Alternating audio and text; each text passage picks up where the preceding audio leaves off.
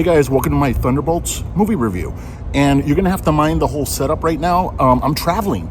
So this video is just gonna have to be like this because I'm not in my $1 million studio and I'm just doing this raw. Dude, this movie, it's gonna be spoiler free, but have you ever gone to a hotel and you're like, you know what? I like the hotel so much, I don't know if I wanna leave and I hope the movie's worth it. I mean, dude, all this freaking thing, it's super neat, dude.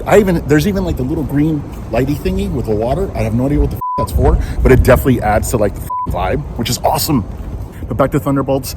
I don't know about you guys, the Phase 4, basically everything after Endgame to me has been kind of I'm not really too excited about it, this and that, but Thunderbolts, man, it's starting to feel like Marvel again. Finally, there feels like there's a bit of a heartbeat here. And this doesn't feel like your typical Marvel movie because it's very espionage-ish. This is kind of more Mission Impossible than it is Marvel, actually, until the end. Third acts, you know how they always go. But even this third act is a little bit different. The whole cast is great here.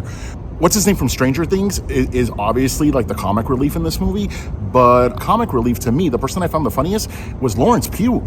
And it's because she's kind of the audience. This movie actually owns up the fact that these are rejects, dude. This is plan B. These aren't your real Marvel characters. These are leftovers.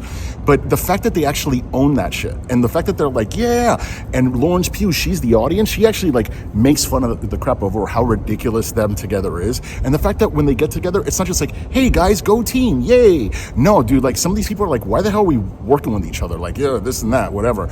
And for a long time, they don't get along. But what happens is, obviously, as the movie goes, there starts to be connections with people and people start to get along and everything else. It feels much more organic because it wasn't just like that. And it's something cool about that. Another thing is, even though this is a very different Marvel movie, man, this feels a lot like Suicide Squad in some ways. Yeah, there's a lot of Suicide Squad in here.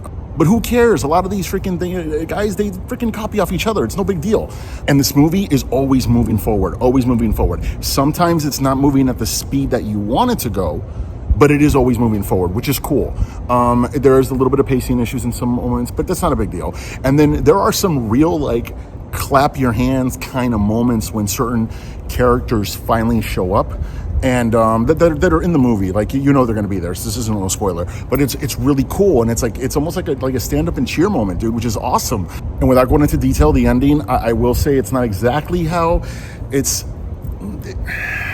it feels a little too therapy session, but at the same time, I am glad it wasn't just some huge laser beam in the sky and all the crap that we've seen a billion times. This movie tried to be a little bit different, but one thing that it did do very similar, which is I think what makes this movie freaking special, is that what I think Marvel's been missing. My favorite part about Marvel forever has always been what I think separates the MCU from anything from DC as well. And I'm a DC guy. I love DC.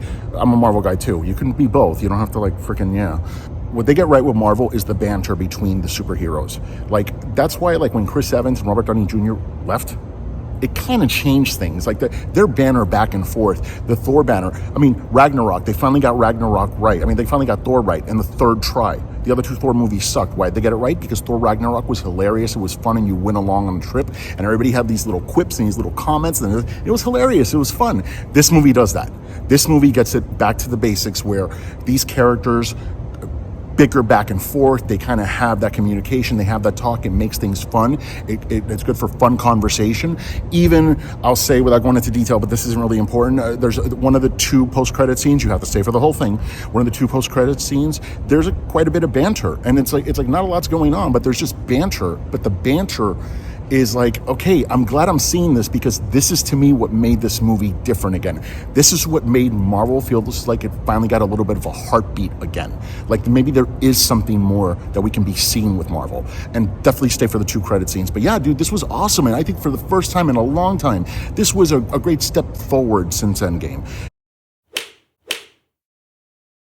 And yeah, bro, if you're going to see Thunderbolts, watch it. I saw it in IMAX in the early screening. If you can see it in IMAX, yeah, there's some definitely cool moments to watch in IMAX there. But yeah, guys, what do you think about Thunderbolts once you see it? Let me know in the comments. Are you excited to see this? Let me know in the comments. Whatever you want to do. I have to post 25 freaking reviews by July 15th. So I'm finally, for the first time since I have my channel, going at this hard, really. And yeah, let's do this. I did 2 down. This will be 3. So there's 22 more to go. And I would love for you to be on the journey. Please like and subscribe. Hit the bell for notifications. And thanks for watching. I really do like that green water thingy. This shit's cool as fuck.